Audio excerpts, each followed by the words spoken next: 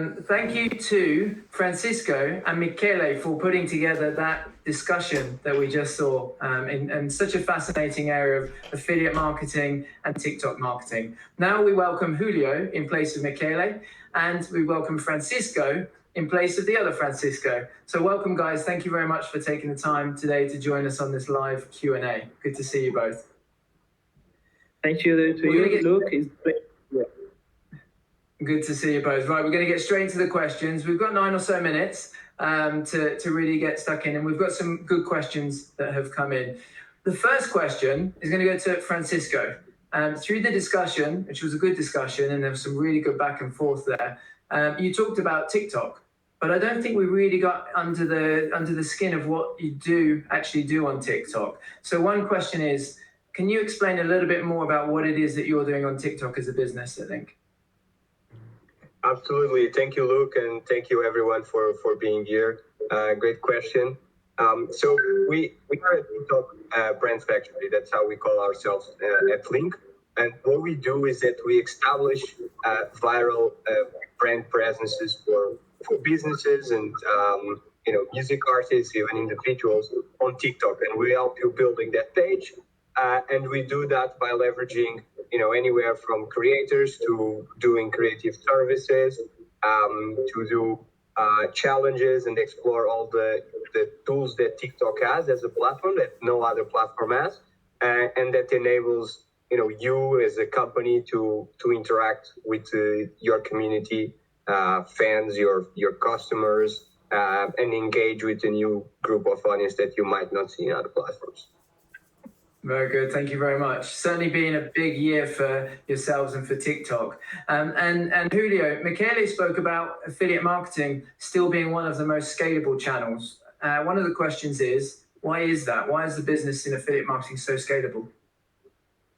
Well, the answer is because affiliate marketing is like separating the part of the business. So every part of this puzzle, this synergy, can focus on one thing.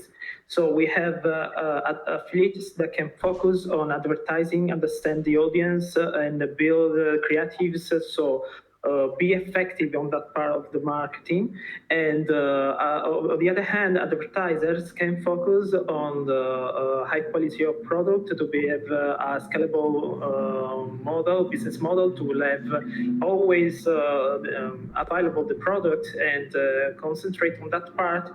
And in the other side, the network that is the core that make this possible, synergize in a very scalable way, can focus on maintain the needs, so accomplish the needs of the both part of this big business.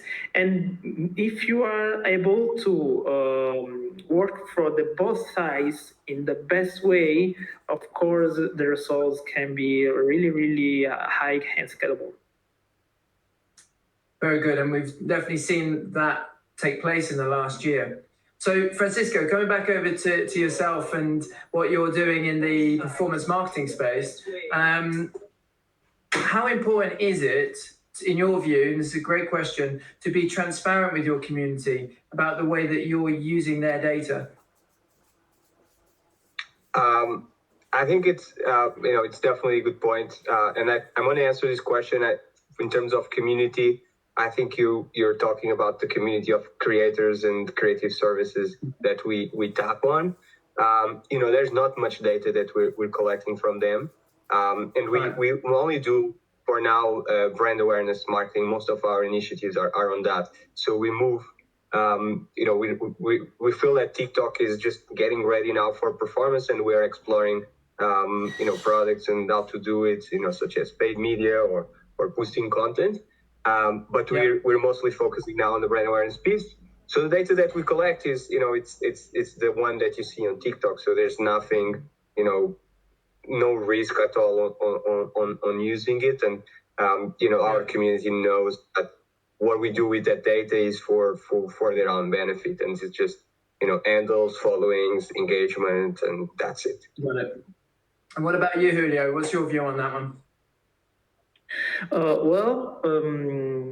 I think that the community that we're talking about are most of affiliates. So for the final part, privacy for us is very important. We are obviously making agreement to preserve the data of final customers. We are in a very particular situation because we gather the customer data and like is exchanging between affiliates and publishers. So I think that privacy is becoming more and more important as we can go because there will be a lot of problems worldwide with that.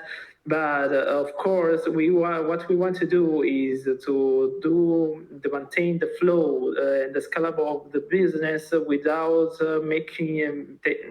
make a customer taking risk on their data. So the solution is to build a high-tech, to rely on technology to preserve customers' data and their privacy without affecting, of course, the effectiveness of the market. Yeah, I'm going to stay with you, Julio, because Michele spoke about something that is a little bit alien of a concept to us here in the UK, which is cash on delivery. He spoke about the risks of cash on delivery, and some people have asked, well, what are those risks specifically? The risk of cash on delivery is very practical because, of course, when you don't receive payment in advance, the problem is you are like having costs before even sell the product. So you ship, you prepare the order, you have preparing the order, ship, and maybe there could be problem like the courier lost your product or the customer changed his mind, so he doesn't want it anymore. Never paid for that, so you have cost in that you have to take in account. But what you have to take in consideration is that, of course, in some countries not very developed, like you say in UK, but in other countries like in South America, in Italy too, in Spain, and we are looking forward to have these COD heavy spread in countries where maybe credit card is the only or the major way to sell. Is that is very high scalable because when you do that, people is like more. They are like more likely to do the buy. In other countries, it's because credit card is not that common. Maybe there are a lot of people that now have access to internet and commerce and begin to trust that kind of market, but doesn't have the possibility to pay by card. But even in countries where there is card, I think that will be a really good, risky but scalable way. I'm going to jump from that question. Thank you, Julio. That's very clear indeed. To Francisco with the question that's coming. It says TikTok has a young audience, and so do you think that that something could change about the scalable business models, like the cash on delivery model, for example, where young audiences don't have credit cards? Yeah, I think that question, we operate in the US, so for us, there's a lot of speaking from that experience. There's a lot of actually credit card companies, even one of them that just got invested by Limitl3ss, which is the biggest person on TikTok, just to tap into that young audience. So I have a different view on that one. But I think, what we've seen on TikTok is that there's much more of a not just young audience currently. Over the last year, a lot of older people are on the platform. There's grandmas on TikTok, there's moms on TikTok, etc., etc. So, for our scalable business, what we see on TikTok is a great opportunity to jump into a platform that is still new in terms of brands. There's still a lot to do, and you can connect with your fans, your customers, and you can build your TikTok presence such that when TikTok gets ready to do performance marketing, you already have the brand there. And it's almost like you are going to be doing performance, you're going to drive your customers to your store. You need to have a store, you need to have a storefront. And think of TikTok, building your TikTok presence now, and that's what we're doing with the first brands, is building your TikTok storefront. Thank you very much. It sounds like TikTok has got a nice, exciting future in performance marketing, as well as the engaging content that's been on there so far. So Julio, Francisco, thank you very much both for joining us on this live Q&A. For everybody who's been watching, please stick around. In 4 minutes from now, we're going to hear Caroline from Zigo and Kudzai from Spark Factory, who are going to be joining us to talk about the performance up approach to performance marketing. So see you all then, and see you in the live Q&A afterwards. Julio, Francisco, thank you very much. Thanks so much, Luke. Take care. Bye-bye.